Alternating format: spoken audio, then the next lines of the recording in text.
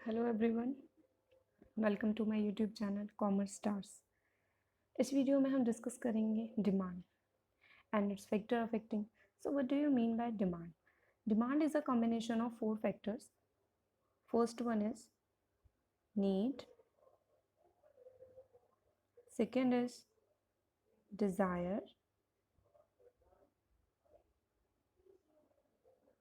Third one is money and fourth one is money spending power. Okay, so ये थोड़ी सी screen बड़ी होगी इसकी. सो फर्स्ट हमने क्या देखा कि क्या इसकी जो है वो नीड होगी. किसी भी जो भी कमोडिटी होती है हमारी, तो उसकी एक ज़रूरत भी होनी चाहिए हमें, है ना. उसके बाद उसे खरीदने की इच्छा होनी चाहिए. खरीदने की इच्छा है, ज़रूरत भी है. And third one is very essential point is money. Money क्या होती है? पैसा, है ना. पैसा होना चाहिए. अब भाई हर जो चीज़ है वो डिपेंड किस पे करती है? पैसे पे डिपेंड करती है. अगर पैसा आपके पास नहीं होगा, मनी नहीं है, तो आप किसी भी चीज़ को परचेज नहीं कर सकते हो. ठीक है. और उसके बाद जो है वो मनी स्पेंडिंग पावर भी आपके पास जो है होनी चाहिए. मतलब आप उस चीज़ को खरीदने के लिए, उस कमोडिटी को खरीदने के लिए आप स्पेंड भी करना चाहते हो. सो इन कॉम्बिनेशन से बनके जो है हमारा क्या बनता है? डिमांड बनता है. Next is factor affecting. Factor affecting आ गए अब इसके डिमांड के. सो फर्स्ट आते हैं हमारे price of the commodity. Price of commodity क्या होती है? इनमें इनवर्स रिलेशनशिप होता है. किन में? प्राइस में एंड क्वांटिटी में. So there is inverse relationship between the price of commodity and demand of commodity. ठीक है. मतलब जब भी प्राइस जो है वो राइज होगा तो हमारी डिमांड क्या होगी? डिमांड ऑफ कमोडिटी डाउन चली जाएगी. सिंपल. इनवर्स रिलेशनशिप किसे बोलते हैं? इसे ही बोलते हैं जिसमें उल्टा रिलेशनशिप होता है. किसी भी चीज़ में उल्टा रिलेशनशिप होगा, that means it is known as demand. मतलब डिमांड जो होगी उसमें क्या होगा? हमारा इनवर्स रिलेशनशिप होता है प्राइस एंड क्वांटिटी डिमांडेड में. सिंपल. और इसका जो स्लोप होगा हमारा वो क्या होता है? हमारा डाउनवर्ड स्लोपिंग होता है. डाउनवर्ड स्लोपिंग होता है ये चीज़. मतलब इसकी जो डिमांड की स्लोप होगा वो हमारा लेफ्ट टू राइट होगा. मतलब देखिए, लेफ्ट टू राइट बोल लो या नेगेटिव स्लोप भी आप बोल सकते हैं डिमांड में, because of inverse relationship between price and quantity demanded. Simple. जो इधर है ओ वाई एक्सिस पे हम शो करते हैं प्राइस, और ओ एक्स एक्सिस पे हम शो करते हैं क्वांटिटी डिमांडेड. ये हमारा एक्स एक्सिस होता है, ये हमारा वाई एक्सिस होता है. क्लियर हुआ इतना? Next point is price of related goods. Price of related goods क्या कहता है? जिसमें सब्सटीट्यूशनल गुड्स होते हैं और कॉम्प्लीमेंट्री गुड्स होते हैं. दो गुड्स होते हैं हमारे, substitute goods and complementary goods. अब देखिए, सब्सटीट्यूट गुड्स किन्हें बोलते हैं? Which can be use in place of each other, like tea and coffee, जिसको हम एक दूसरे की जगह पर यूज़ कर सकते हैं. देखिए, टी और कॉफ़ी एक जैसा ही काम करती है. अगर क्या होता है, प्राइस टी के इंक्रीज हो जाते हैं, अगर टी जो है हमारी चाय जो है वो महंगी हो गई, तो हम क्या करेंगे? कॉफ़ी की डिमांड को इंक्रीज कर देंगे. सिंपल है. भाई टी हम अफोर्ड नहीं कर पा रहे हैं, तो हम क्या करेंगे? हम कॉफ़ी पी लेंगे. सिंपल है ना. तो इनको क्या बोलते हैं? हम सब्सटीट्यूट गुड्स बोलते हैं. ठीक है. कॉम्प्लीमेंट्री गुड्स क्या होती है? अगर इन दो दो कमोडिटीज़ ही अवेलेबल होती है, दो कमोडिटीज़ ही अवेलेबल होती है, लाइक मैं बोलती हूँ पेट्रोल और कार. भाई पेट्रोल के बिना कार चल जाएगी क्या? या कार खाली चल जाएगी पेट्रोल के बिना? ऐसा हो सकता है? पेट्रोल किस में डलेगा? कार में डलेगा. तो ये दोनों में, अगर इन दोनों में एक चीज़ एब्सेंस हो गई तो क्या होगा? हमारी जो कमोडिटी है वो काम नहीं कर पाएगी. ठीक है. तो देखिए, पेट्रोल है और हमारे पास कार है. अगर कार और पेट्रोल में से अगर पेट्रोल के प्राइस ऑफ पेट्रोल जो है वो इंक्रीज हो गए, तो हमारी डिमांड ऑफ कार क्या हो जाएगी? डिक्रीज हो जाएगी. ये चीज़ याद रखनी है. अगर हमारी क्या हो जाएगी? प्राइस पेट्रोल के इंक्रीज हो गए तो हमारी जो डिमांड ऑफ कार है वो कम हो जाएगी. भाई महंगी हो गई है पेट्रोल, तो क्या सोचेंगे? ठीक है भाई, महंगा पड़ेगा, मैं तो कार खरीदना भी, इसमें पेट्रोल डलवाएंगे, तो हम क्या कर देंगे? कार की डिमांड कम कर देंगे. क्लियर हुआ इतना? देखिए, अब देखते हैं हम क्या कहता है ये. Substitute goods are those goods. एक बार इसे इरेज कर देते हैं.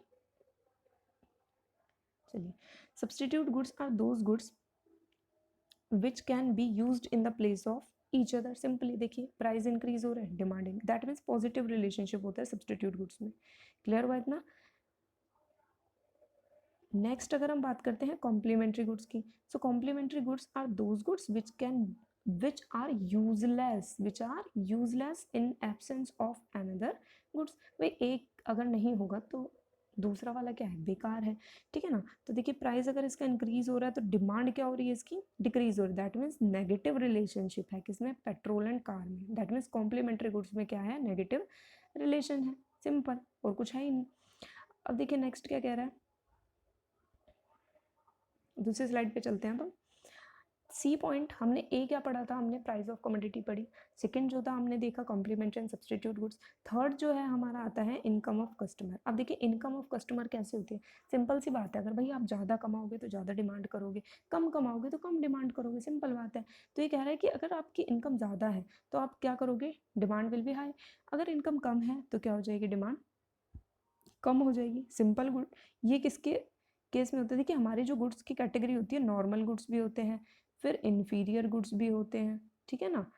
ये गुड्स की कैटेगरीज होती हैं, तो हम इसे हम देखते हैं एक बारी। नॉर्मल कमोडिटीज़ के केस में, नॉर्मल कमोडिटीज़ क्या होती हैं, जब हमारी इनकम इंक्रीज तो हमारी डिमांड भी इंक्रीज हो जाती है, ठीक है, पॉजिटिव रिलेशन होता है कि जब इनकम इंक्रीज तो डिमांड भी इंक्रीज। इन्फीरियर गुड्स हाईली, जिसकी जो हमारी क्वालिटी होती है गुड्स की वो बहुत ज़्यादा चीप होती है, तो उसे हम बोलते हैं inferior goods. So inferior goods में क्या होता है, inferior goods are those goods which rise the income. अगर आपकी इनकम बढ़ेगी, एक बात सोचो भाई आप, अगर आपकी इनकम बढ़ रही है, अगर आपकी इनकम बढ़ गई तो आप क्या चीप जो क्वालिटी की चीज़ें यूज़ करोगे, नहीं। आप क्या सोचोगे, हमारी इनकम बढ़ी तो हम स्टैंडर्ड गुड्स लें, है ना, ब्रांडेड गुड्स लें, हम अच्छी क्वालिटी के गुड्स लें। तो ये क्या कह रहा है कि अगर आपकी इनकम बढ़ जाती है तो डिमांड क्या हो जाएगी, फिर कमोडिटी की फॉल्स हो जाएगी, सिंपल। भाई अगर आप अच्छा कमा रहे हो तो आप बेटर क्वालिटी खरीदोगे, ना कि इन्फीरियर क्वालिटी। नेक्स्ट आता है necessary goods. Necessary goods are those goods whether the income increase और decrease quantity demanded remains constant. मतलब ये क्या कह रहा है कि नेसेसरी गुड्स कौन सी गुड्स होती हैं, जो हमारी ज़रूरतमंद चीज़ें होती हैं, ठीक है, वो गुड्स जिसकी हमें ज़रूरत पड़ती रहती है, लाइक सॉल्ट हो गए, हमारे शुगर्स हो गए, तो ये चीनी वगैरह हो गई, या फिर हमारी नमक हो गया, तो इनसे क्या होती है, इनकम चाहे इंक्रीज हो डिक्रीज, भाई ये तो हमें परचेज करनी पड़ेगी, खाना खाते हैं जो हम, वो तो खाना ही पड़ेगा ना, चाहे इनकम कैसी भी है, सिंपल, ठीक है जी। नेक्स्ट ये क्या कह रहा है, taste and preference of the customer.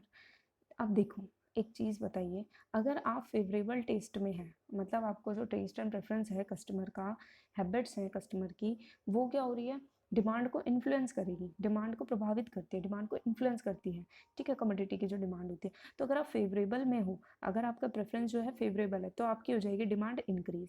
अगर अनफेवरेबल है तो क्या हो जाएगी, डिमांड डिक्रीज हो जाएगी। देखिए बैक साइड हो गया ना, बैकवर्ड शिफ्ट हो गया, ये क्या हो रहा है, अपवर्ड शिफ्ट हो रहा है। तो इसीलिए कहते हैं कि ये फेवरेबल कंडीशन में, अनफेवरेबल कंडीशन में, तो ये भी काफ़ी इफेक्ट करती है। क्लियर हुआ इतना। नेक्स्ट देखिए,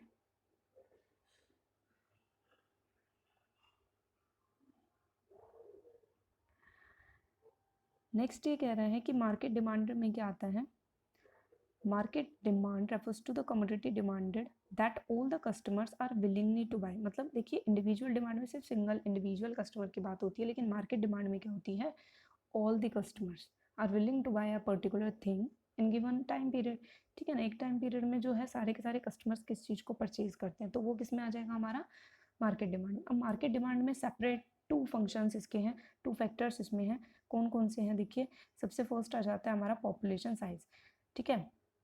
सिंपल सी बात है, अगर जितनी ज़्यादा हमारी पॉपुलेशन होगी, ये है पॉपुलेशन, तो उतनी ही ज़्यादा वो लोग डिमांड करेंगे। भाई जिस एरिया में कम पॉपुलेशन है, जहाँ लोग रहते ही नहीं है, है ना, कम है, तो एक एरिया ऐसा ही, गांव ऐसा है जहाँ पे सिर्फ 150 घर हैं, 150 घर हैं सारे ही, तो क्या होगी उसकी डिमांड, कम करेंगे। और एक जगह जहाँ पर 1000 है तो उसकी डिमांड क्या हो जाएगी, हाई हो जाएगी, सिंपल, है ना, एकदम सिंपल कॉमन सा पॉइंट था ये पॉपुलेशन का, पॉपुलेशन साइज। नेक्स्ट आता है डिस्ट्रीब्यूशन ऑफ इनकम।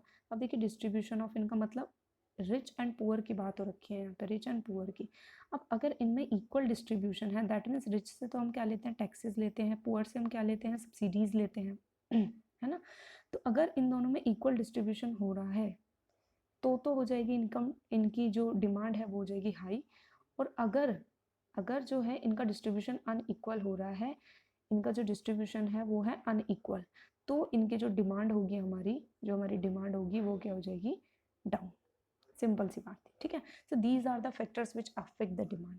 क्लियर हुआ इतना।